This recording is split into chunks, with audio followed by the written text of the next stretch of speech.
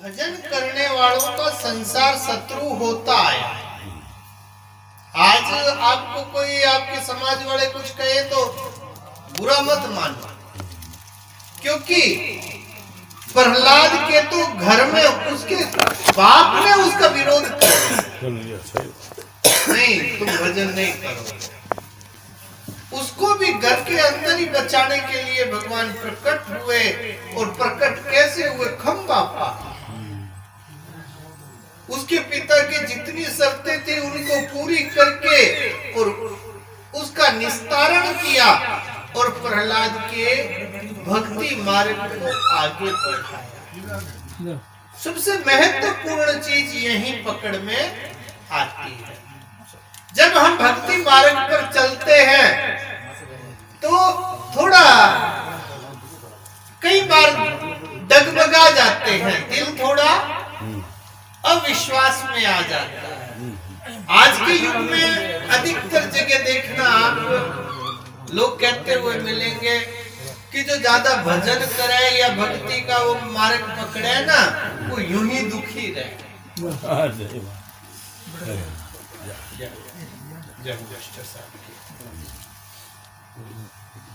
तो दुख भक्ति के कारण नहीं है, ये जान लेना मेरे भाई। दुख तो है हमारे पूर्व जन्मों के कर्मों का, लेकिन भक्ति में एक खासियत है। जैसे दूध, आप दूध को देखते हैं, दूध की क्या रेट है? 40 रुपए किलो। लेकिन वही दूध अगर थोड़ा उबड़ा हुआ पका हुआ हो तो उसकी दाम बढ़ जाती है, लगभग 100 रुपए किलो हो जाता है।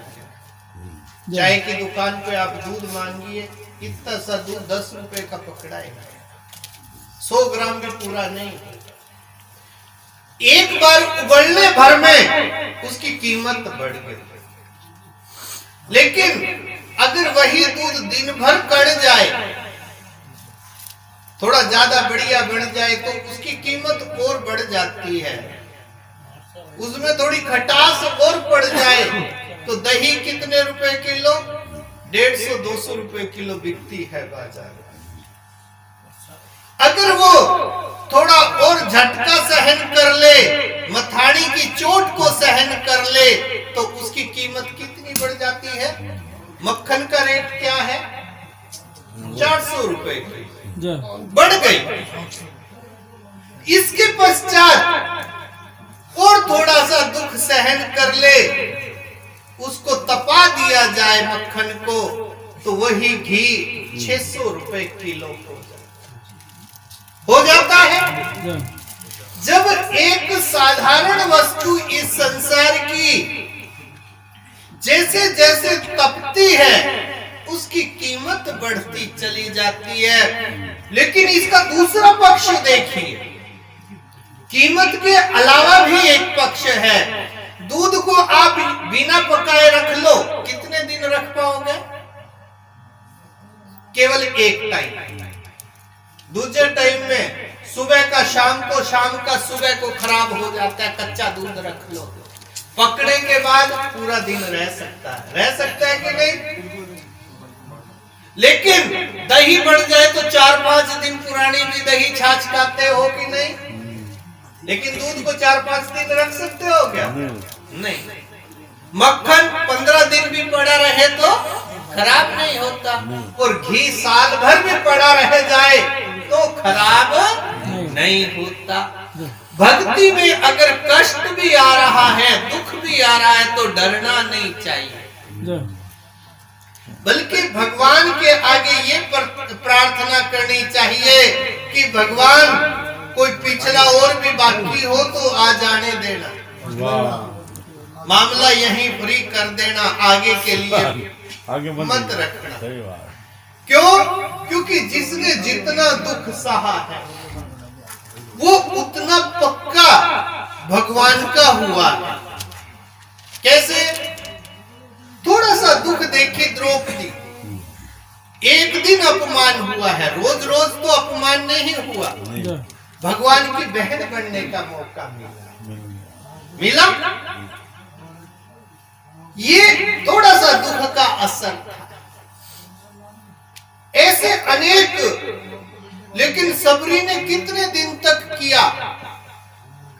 द्रौपदी ने तो एक दिन अपमान सहा है, पर सबरी ने, कहते हैं जिस समय रामचंद्र जी उससे आकर के मिले, उनकी आयु 350 वर्ष की थी,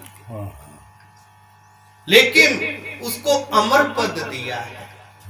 रामायण, तुलसीदास रामायण में आप पढ़ेंगे, नवदा भक्ति का ज्ञान भगवान विष्णु ने, यानी भगवान राम ने सबरी को सुनाया। इतने बड़े बड़े संत या लक्ष्मण या हनुमान जी या और किसी को नहीं सुनाया, सबरी को सुनाया। बड़ा प्यारा प्रसंग है वो, कभी पढ़ना अच्छा लगेगा आपको उनका वो सुन करके। कितना परम पद में दीनहारी।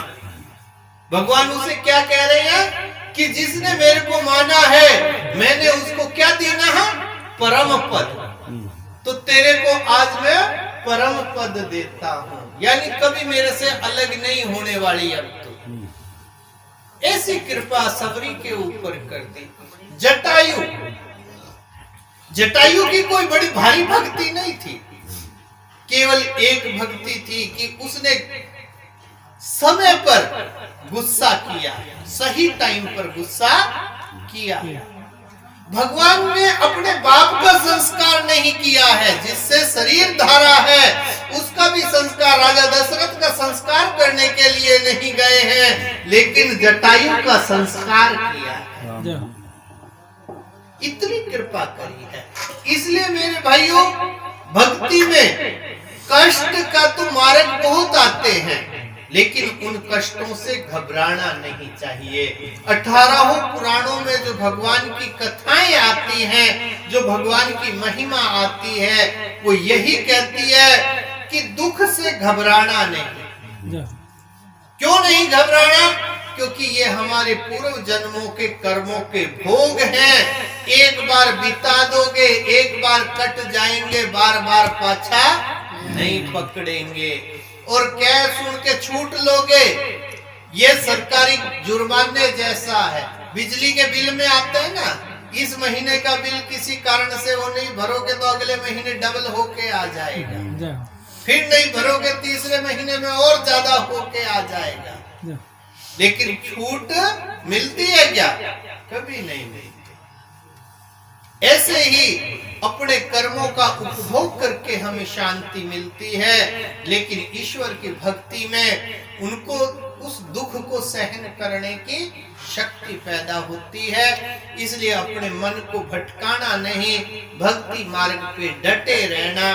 क्योंकि आप गौर करोगे, अगर एक चीज मैं आपको बता दूं, भगवान की जितनों ने भक्ति करी है उनकी कोठियां नहीं बनी थी। जिन्होंने भगवान से विरोध किया है, सुख तो उनके घर गया था। देखो रावण कितना सुखी था, सुखी था कि नहीं? राम खुद भगवान होकर के भी बन बन भटक रहा था। कंस सुखी था कि दुखी था? सुखी था, क्योंकि उसके अंदर दूसरों को धन हड़प करने की हिम्मत थी। कृष्ण भगवान कहाँ पैदा हुआ, किस माहौल में रहा, और आखिर तक भी दौड़ते फिरा। रणछोड़ नाम तक पड़ा उनका। मथुरा छोड़ करके जाके द्वारका में समुद्र के बीच में नगरी बसाई, वहां भी श्राप प्राप्त हो गए। आप इनके अलावा किसी का भी जीवन देख लें, जहां पर आसुरी वृत्ति थी वहां पर धन धान्य और बड़ा परिवार हुआ है। जहां पर धर्म रहा वो तो सदा दुबड़े ही रहे हैं, चाहे पांडव हो, चाहे भगवान स्वयं कृष्ण हो, चाहे राम जी हो। इसलिए दुबड़ाई से डरना नहीं, लेकिन नाम सदा अमर भक्तिवान के रहे हैं, शक्तिमान का कभी नाम नहीं रहा। बोलिए श्री सद्गुरुदेव की।